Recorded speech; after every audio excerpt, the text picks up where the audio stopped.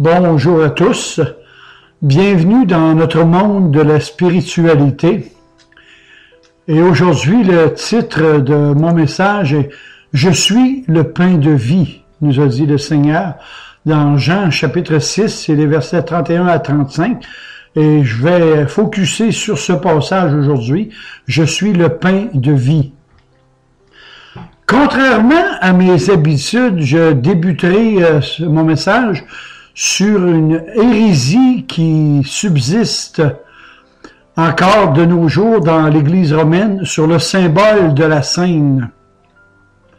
Je me rappelle que par le baptême des nourrissons qui m'a été administré dès ma naissance, j'ai été automatiquement considéré comme un enfant de Dieu par l'Église catholique dite apostolique romaine.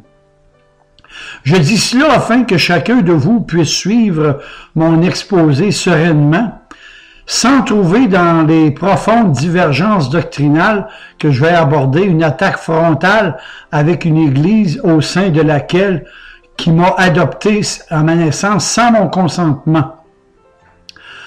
L'enseignement de cette Église repose sur sa doctrine de la transsubstantiation que j'ai étudiée de long et en large. Je ne veux pas, par de longues et fastidieuses explications, prendre le risque de vous voir endormir sous mes yeux, et si la somnolence devait gagner quelqu'un de mon auditoire, eh bien, j'autorise mon voisin à le réveiller d'un petit coup de coude sans le faire tomber de sa chaise. Et je vais m'efforcer de rester accessible pour vous tenir éveillé jusqu'à la fin de mon message. Donc, à un moment donné de la messe appelée l'élévation, le prêtre est censé transformer le pain et le vin qu'il présente en corps réel et le sang réel de Jésus-Christ. Et cela est tellement réellement qu'il était autrefois interdit aux fidèles de mordre dans l'hostie de peur qu'il en sorte du sang, le vrai sang de Christ. Cela m'a été confirmé parce que lorsque j'étais jeune par un prêtre en exercice qui paraissait être un peu gêné de m'avouer la chose. Et cette pratique se base sur le texte de l'Évangile de Jean au chapitre 6 que je vous ai mentionné au tout début. Et je le cite. En vérité, je vous le dis, si vous ne mangez la chair du Fils de l'homme, et si vous ne buvez son sang, vous n'avez pas la vie en vous-même. Car celui qui mange ma chair et qui boit mon sang a la vie éternelle. Et Jésus poursuit au verset 57 par une expression qui est très forte. Celui qui me mange vivra par moi. Et ces paroles sorties de leur contexte et martelées à longueur des siècles, appuyées par des déclarations d'infaillibilité doctrinale, conditionnent le fidèle qui est censé croire sans poser de questions, ni surtout de vérifier, et qui d'ailleurs on a pendant des siècles ôté le moyen de vérification, c'est-à-dire la lecture de la Bible, sous peine du bûcher et de damnation. Il faut admettre que les choses ont un peu changé au sein de cette Église qui, étrangement, se défend de changer. Chez elle, la parole de Dieu n'est pas l'autorité souveraine. Elle affirme détenir le monopole de l'interprétation des Écritures, l'autorité des Écritures. Le fidèle, lui, est tenu d'obéir à la voix des conciles, des dogmes, du magistère et du pape avant celle de Dieu. Et l'autorité divine de la Bible est certes affirmée, mais elle passe au second plan. D'ailleurs, saviez-vous, par exemple, que les paroles de Jésus que nous avons lues et tirées de l'Évangile du chapitre 6 de Jean ne se rapportent nullement à la Sainte Seine? Entre ce que Jésus dit en Jean chapitre 6 et de ce qu'il nous dira 1 ou 2 ans plus tard, la veille de sa mort en instituant la Sainte Seine, que l'apôtre appelle le repas du Seigneur, il n'y a que l'incidence des mots employés, mais les contextes sont entièrement différents. Celui qui mange ma chair et boit mon sang de Jean 6 n'est que très très lointaine avec le ceci est mon corps et ceci est mon sang de l'institution de la scène dans la chambre haute avant sa mort. Et en voici un symbole que vous connaissez sans doute. Étienne, le premier martyr chrétien, débattait avec ses compatriotes juifs qui donnaient une vertu salvatrice au rite de la circoncision opérée dans leur chair, leur a crié « Homme incirconcis de cœur, homme au cou raide », disait Étienne avant de mourir dans Actes 7, 51.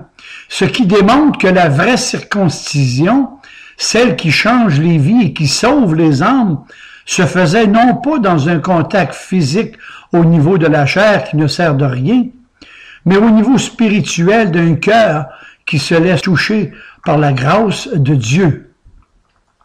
Faisons un petit peu d'histoire. Les Juifs avaient un glorieux passé parsemé d'incidents qui témoignaient de la bonté de Dieu en leur faveur. Ils en étaient devenus fiers, voire orgueilleux de ce riche patrimoine que Dieu leur avait donné à leur père. Leur vantardise, toutefois, n'était pas bonne, car dans leur présent, rien ne justifiait leurs prétentions. Ils en étaient réduits à vivre du souvenir des gloires passées. Ils étaient, pour ainsi dire, comme un homme affamé, amaigri, la peau marquée par les privations, et qui, devant un vasselier en or, mais complètement vide, il s'enorgueillissait des gloires du passé. Ils se vantaient d'avoir dans leur nation des grands prophètes dont ils gardaient jalousement leurs écrits. Mais depuis 400 ans, ils n'ont reçu aucune nouvelle révélation de la parole venant du ciel. Ils se vantaient de posséder une loi qui leur était unique, mais ils en étaient les premiers violateurs de cette loi, presque autant que Mahomet l'a été pour les siennes. Leur passé était pour eux une lettre morte et était devenu ce que sont les reliques de nos jours, comme des bouts d'os desséchés, un suaire falsifié, des faux morceaux de la croix, la terre des catacombes comme vénération ou autres bibelots religieux qui ont une valeur d'un talisman hindou ou d'autres que l'on porte triomphalement au cou en souvenir des grands personnages disparus. La crédulité, les superstitions, l'obscurantisme, les fabulations de toutes sortes et parfois même le fanatisme qui se sont emparés des foules égarées par une religion déshydratée et fabriquée par les hommes, et qu'en quelque part ils préféraient perdre un os de leur cuisse plutôt que de perdre celui de leur relique. Comme aujourd'hui, d'ailleurs, ça n'a pas tellement changé. Les Juifs du temps de Jésus connaissaient l'ABC de leur histoire religieuse. Ils savaient comment Dieu avait délivré Israël de l'esclavage de l'Égypte, mais ils ne connaissaient pas la délivrance de leurs péchés. Ils connaissaient par cœur les 7 miracles du prophète Ésaïe, et Élie, je veux dire, mais ils étaient prêts à mettre à mort Jean-Baptiste, son successeur. Ils pouvaient citer l'expérience spirituelle de tel ou tel père en Israël, mais étaient incapables de parler d'une expérience personnelle. Mais vous aujourd'hui, pourriez-vous me parler de votre expérience de la nouvelle naissance? Et sur ce, je vous propose sur Denis Doyon YouTube les numéros 154 et 155 sur la nouvelle naissance. Et après ça, on pourra parler de ce qu'on connaît. Si l'on vous demandait de rendre témoignage de votre conversion, pourriez-vous le faire? Pourriez-vous dire oui et expliquer le pourquoi? De toute façon, à quoi me serviraient des titres de noblesse d'un trisaïeul si moi je me conduisais comme un paysan? Est-ce que je pourrais me vanter de l'habit vert d'un académicien qu'aurait porté mon grand-père si moi, qui une fois toutes les 2 phrases, j'assassine la langue de Molière avec des sacres et des blasphèmes? Toute la gloire passée de mes ancêtres ne ferait que mettre en évidence la nullité de ma vie présente. Tout cet échafaudage de dogmes desséchés, de traditions poussiéreuses, était au temps de Jésus comme un château en ruine, rempli de décrépitude et offrant un refuge aux bêtes nuisibles, aux courants d'air et aux chiens dents. La solution à un tel état de choses, moi je dirais que c'est la pioche du démolisseur. Et j'oserais dire que l'évangile de Jean peut être vu comme une entreprise de démolition. Ce que je dis peut vous paraître un peu étrange, surtout lorsque Jean est considéré comme l'apôtre de l'amour. Toutefois, n'oublions pas que Jésus surnommait Jean et Jacques, son frère, les fils du tonnerre, en Marc 3,17, Boanerges, des fils du tonnerre. On va regarder son évangile et vous allez voir comment il fait sauter la forteresse du judaïsme que Jean emploie de la dynamite, car l'évangile est une puissance qui, dans le grec original, se dit dynamis, une dynamite. L'évangile est une dynamite. Romains 1,16. Regardons son évangile. Au chapitre 1, bien, on trouve Jean-Baptiste représentant les prophètes et Jésus comme supérieur aux prophètes par ses paroles. Il faut qu'il croisse et que moi, je diminue. Jean 3,30. Au chapitre 2 de Jean, les Juifs fiers de leur temple dirent « Il a fallu 46 ans pour le construire ». Ce que Jésus leur réplique « Détruisez ce temple et en 3 jours je le relèverai ». Jean 2,19. Il annonçait du même coup sa résurrection corporelle et sa supériorité sur les bâtisseurs d'Israël. Au chapitre 3, Jésus, il transcende, il dépasse le miracle du serpent d'airain, dont un seul regard posé sur lui guérissait les corps dans l'Ancien Testament, Nombre 21,9. Tandis que le regard de la foi posé sur Jésus sur sa croix sauve les âmes perdues pour l'éternité. Au chapitre 4, Jésus se trouve au puits historique de Jacob, duquel il dira « Celui qui boira de cette eau aura encore soif. Mais celui qui boira de l'eau que moi je donnerai n'aura plus jamais soif. Et l'eau que je lui donnerai sera en lui une fontaine d'eau jaillissante jusque dans la vie éternelle. » Jean 4, 14. Au chapitre 7, lors de la fête des tabernacles, des foules montaient au temple de Jérusalem pour cette occasion. Ils accomplissaient, pour ainsi dire, leur devoir religieux avec ferveur pendant plusieurs jours, mais lorsqu'ils sortaient de ces grandes cérémonies, ils avaient plutôt la tête pleine de bruit, le cœur vide et l'âme aussi essoufflée que lorsqu'ils y étaient entrés. Voici ce qu'on lit au verset 37 de ce chapitre qui va nous montrer l'excellence de Jésus sur ses cultes formalistes en disant « Si quelqu'un a soif, qu'il vienne à moi et qu'il boive. Celui qui croit en moi, des fleuves d'eau vive couleront de son sein, dit le Seigneur. » Au chapitre 6, et c'est volontairement que je l'ai fait, les Juifs disaient fièrement à Jésus « Bien, nos pères ont mangé la manne dans le désert. » Ce à quoi Jésus répond « Oui, mais ils sont tous morts. » Et il a ajouté « Moi, je suis le pain de vie. Celui qui vient à moi n'aura jamais faim. Moi, je suis le pain vivant qui descend du ciel. Et si quelqu'un mange de ce pain, il vivra éternellement. »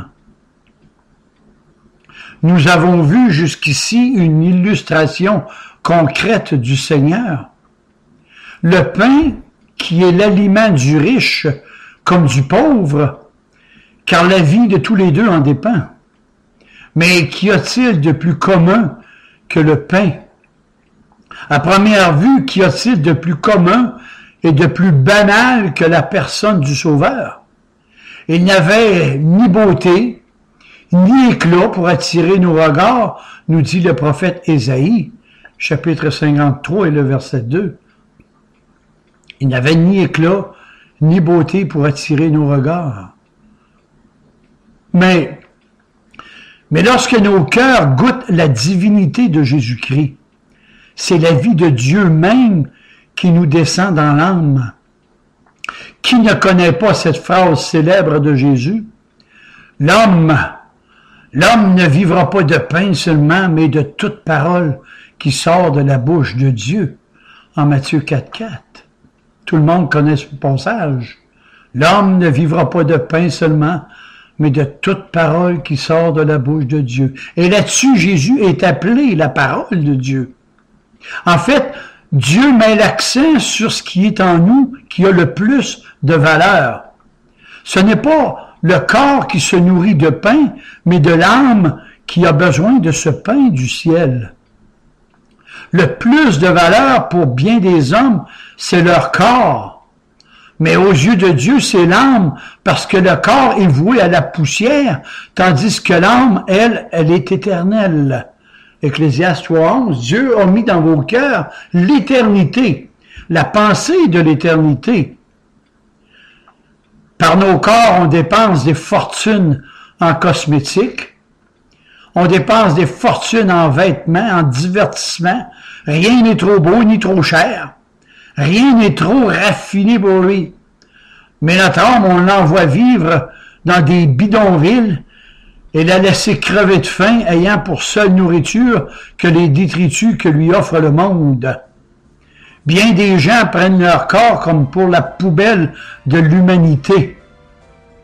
Et pourtant, vous savez ce que réclame votre âme. Mes amis, n'avez-vous jamais entendu sa voix au fond de vous-même? La petite voix de votre conscience? Ne vous a-t-elle jamais dit « J'ai soif d'un vrai bonheur. J'ai faim de la paix de Dieu. » Votre cœur ne vous a-t-il jamais fait ce reproche? Pourquoi me conduis-tu là où la nourriture qu'on y trouve me laisse toujours un arrière-goût d'amertume et les plaisirs d'un jour pour avoir des lendemains qui déchantent? Jusqu'ici, vous lui avez donné de tout à manger, sauf ce qui lui convenait vraiment. Vous lui avez donné, disons, premièrement, une crème glacée enrobée d'une froide morale à enrhumer un iceberg.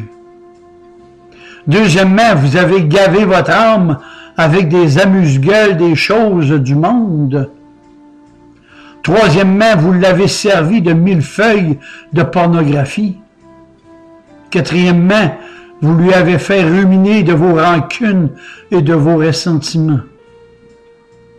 Cinquièmement, vous l'avez peut-être goinfré de vos violences et de vos vengeances. Sixièmement, vous l'avez peut-être empiffré de croissants de vos convoitises, et vos convoitises ont toujours été croissantes. Tout ça, ce ne sont que des succédanés douteux, alors que votre âme meurt d'envie de goûter au vrai pain du ciel, qui est le Christ. Et comme une mauvaise nourriture peut causer des maux d'estomac et des embarras gastriques, les mauvaises fréquentations, les mauvaises lectures, les mauvais conseils, les spectacles porno peuvent aussi causer des embarras spirituels et des dégradations dans vos cœurs. Ésaïe déjà disait dans son temps, « Mais pourquoi dépensez-vous de l'argent pour ce qui n'est pas du pain? Pourquoi travaillez-vous pour ce qui ne rassasie pas? » Ésaïe 55, 2. Voyons le pain de vie maintenant. le pain qui peut vous nourrir. Laissez-moi vous présenter celui qui a dit, « Moi, je suis le pain de vie, et celui qui vient à moi n'aura jamais faim. Il sera toujours, toujours, toujours rassasié. Moi, je suis le pain de vie, dit le Seigneur. » Suivons brièvement sa carrière au travers les divers stades qui l'ont amené à être non seulement ce qu'il prétendait être, mais ce qu'il était réellement, c'est-à-dire le pain de vie, le pain de l'âme de votre vie. Premièrement, regardons le fléau. Il est d'abord le grain de blé dans sa gerbe qui passe par le fléau du batteur. À grande volée, la masse s'abat sur le sol de l'air du battage pour le séparer de la paille. Et de même, Jésus a connu ce même traitement.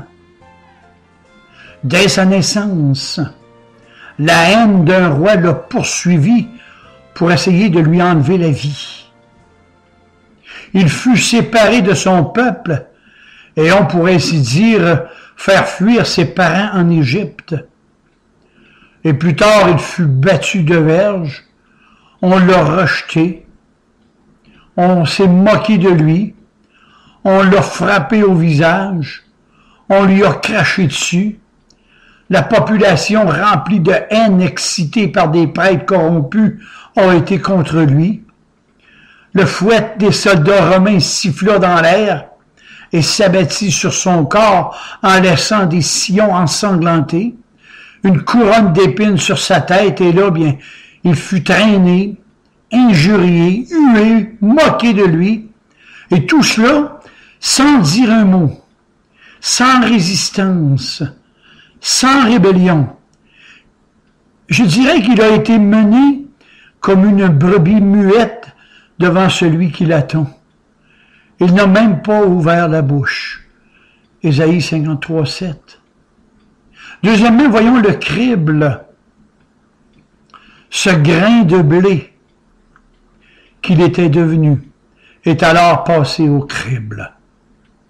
Ceux qui avaient juré de lui être fidèles jusqu'à la mort se sont trouvés trop légers pour le suivre. Il n'était que la balle ou la paille qu'emporte le souffle du vent. Lui seul est resté dans le tamis des souffrances. Judas l'avait trahi. L'apôtre Pierre l'avait renié 3 fois. L'apôtre Jean suivait de loin et les autres avaient disparu. Il fut laissé tout seul. L'ouragan des passions courtisanes s'est déchaîné contre lui. Pilate, Caïphe, les prêtres, les juges, les soldats, la foule versatile, tous ont agité furieusement le tamis de la douleur sur lequel, tremblant mais pur, gisait le Fils de Dieu.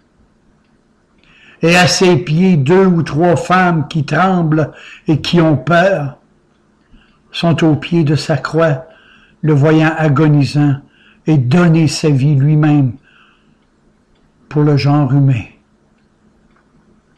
Troisièmement, le four.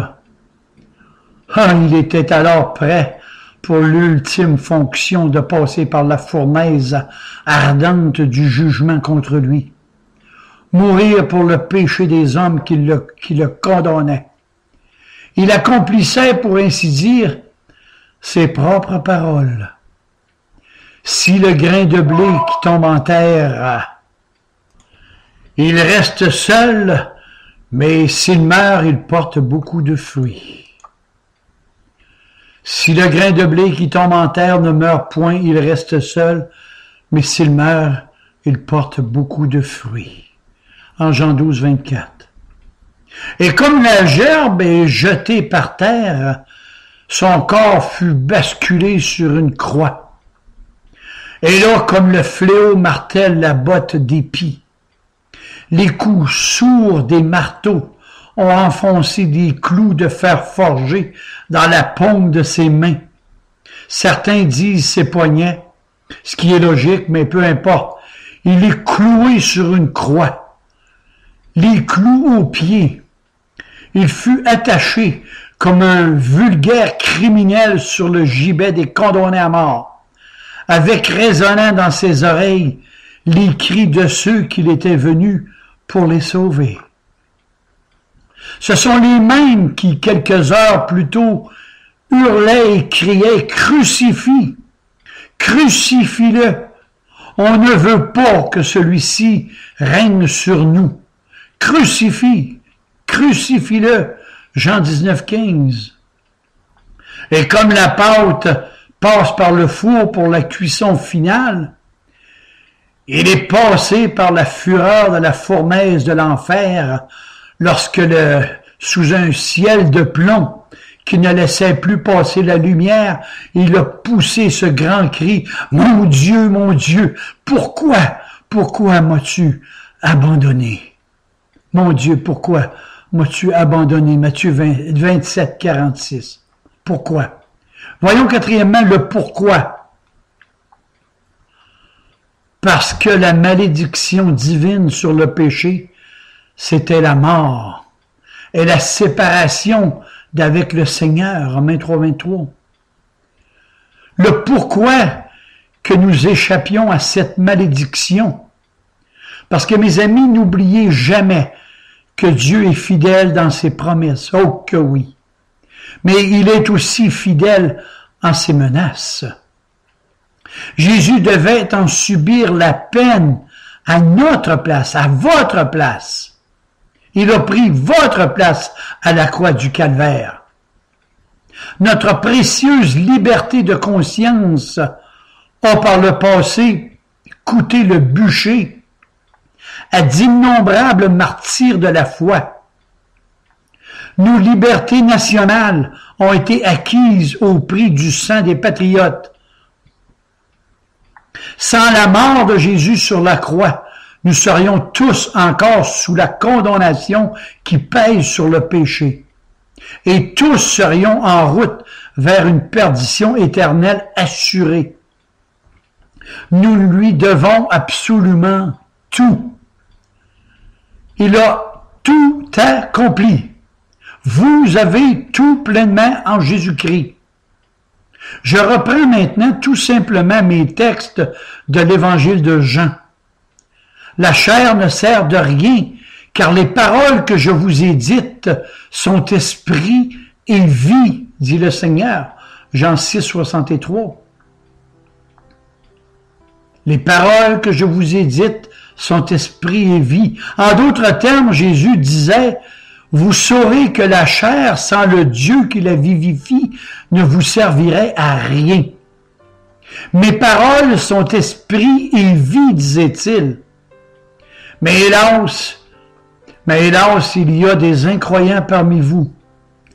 Il y en a même un qui s'apprête à me trahir. Et Jésus, qui voit bien le fond des cœurs, connaissait parfaitement les sentiments d'hostilité dont certains étaient animés. Rappelez-vous ce que je vous ai dit. Personne ne vient à moi s'il n'est pas conduit par mon Père. Personne ne vient à moi s'il n'est pas conduit par mon Père. En Jean 6, 37. Le grand monarque du ciel avait conduit certains vers Jésus, qui est le seul et unique sauveur.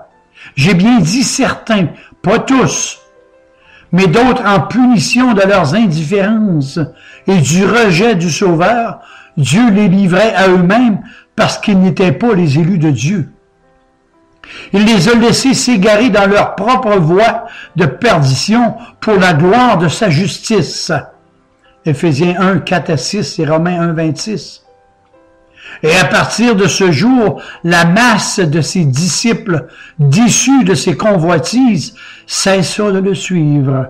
Jean 6, 66, qui n'a aucun rapport avec 6, 6, 6. Jean 6, 66. Et là-dessus, Jésus dit à ses 12 disciples qu'il avait choisis, « Et vous, voulez-vous aussi me quitter? Et Pierre de répondre, mais Seigneur, à qui irions-nous? Tu nous as donné les paroles de la vie éternelle. Jean 6, 68. Dans Jean chapitre 4, les versets 31 à 34, la version d'Arby, on y lit que les disciples pressaient Jésus de manger en Samarie, mais il leur dit, moi, version d'Arby, moi j'ai de la viande à manger que vous ne connaissez pas. Les disciples dans ce texte optent encore pour une interprétation littérale. Ils se disent entre eux, quelqu'un lui aurait-il apporté à manger? Mais Jésus s'empresse de corriger leur erreur en leur disant, ma viande, c'est de faire la volonté de mon Père. Le bon sens le plus élémentaire nous fait saisir le sens métaphorique et spirituel du mot viande. Lorsqu'il dit « Je suis la lumière du monde, je suis la porte, je suis le chemin, je suis le pain de vie », il ne pensait en aucun instant à une lampe, à une porte, à une autoroute ou à la miche du boulanger dans le sens littéral. C'est ridicule. Sur la scène, j'ajoute quelques réflexions personnelles qui tombent sous le coup du gros bon sens.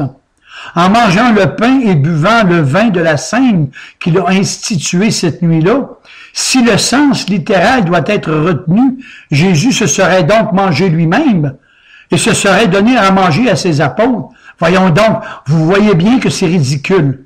Non, je me refuse à admettre que le Fils de Dieu, qui condamne les sacrifices humains, aurait ne serait-ce même que suggéré l'anthropophagie. Tout en moi proteste contre cette vision des choses. J'ai débuté ce message par une hérésie de l'Église romaine et je termine par cette hérésie. Que ceux qui se disent catholiques de naissance puissent en comprendre la logicité de cette fausse doctrine. Seuls les gens déformés et irrégénérés par un intégrisme moyenâgeux peuvent encore se faire réclamer d'une telle barbarie doctrinale. Notez qu'il n'y a aucune ironie dans mes propos, car ces principes ont toujours été défendus par l'Office de la défense de la foi. Jésus a dit, la chair ne sert de rien. Cela va nous donner une interprétation exacte de ce que veut dire manger et boire.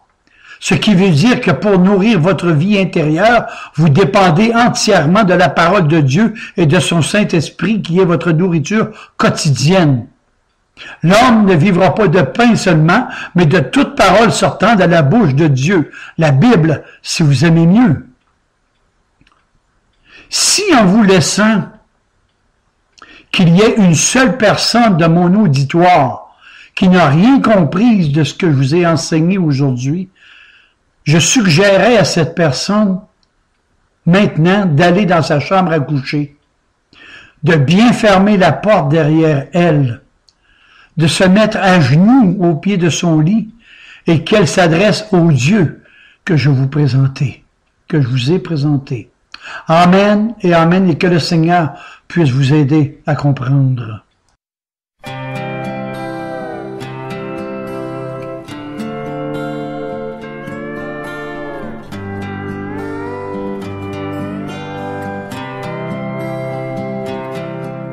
Si dans ta vie, un jour tu devais pleurer, te sentant bien seul, loin de ceux que tu as aimés, dis-toi bien qu'il y aura toujours quelqu'un qui te montrera le droit chemin. Mon Dieu, donne-moi la sérénité d'accepter toutes les choses que je ne peux changer. Donne-moi le courage de changer les choses que je peux et la sagesse d'en connaître la différence. Écoute ces mots, car moi qui te les chante, je n'ai pas toujours été ce que je suis. J'ai connu bien des pleurs, des paniques et des misères, prière.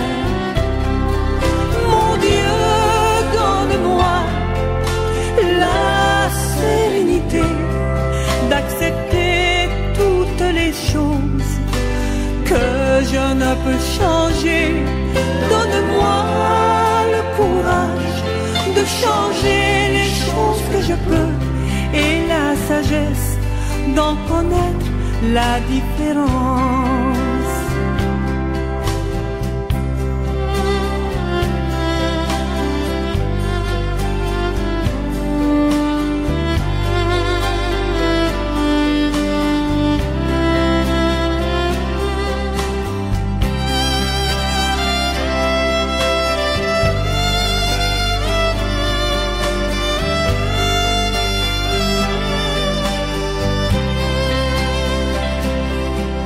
Tu devras aussi te prendre en main si tu veux changer ton destin. Laisse de côté les choses qui te détruisent. Tu auras alors de belles surprises. Mon Dieu, la sérénité d'accepter toutes les choses que je ne peux changer. Donne-moi le courage de changer les choses que je peux et la sagesse d'en connaître la différence. Pour toi, chaque jour deviendra ensoleillé. Ton cœur s'ouvrira à l'amour. Ne vis qu'un jour à la fois si tu veux en profiter, et tu seras heureux pour toujours. Mon Dieu, donne-moi la sérénité d'accepter toutes les choses que je ne peux changer. Donne-moi le courage de changer les choses que je peux et la sagesse d'en connaître la différence. Et la sagesse d'en connaître la différence.